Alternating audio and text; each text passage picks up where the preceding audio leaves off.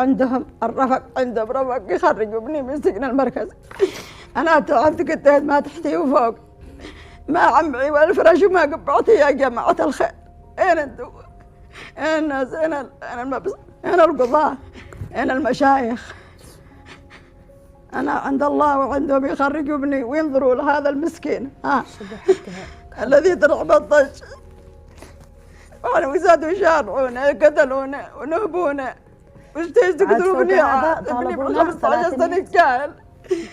أين الناس يا خلق الله؟ أنا عند الله وعندهم، أنا منهم وفيهم ينظرون حالة هذا المسكين ويخرجوا ابني يا خلق.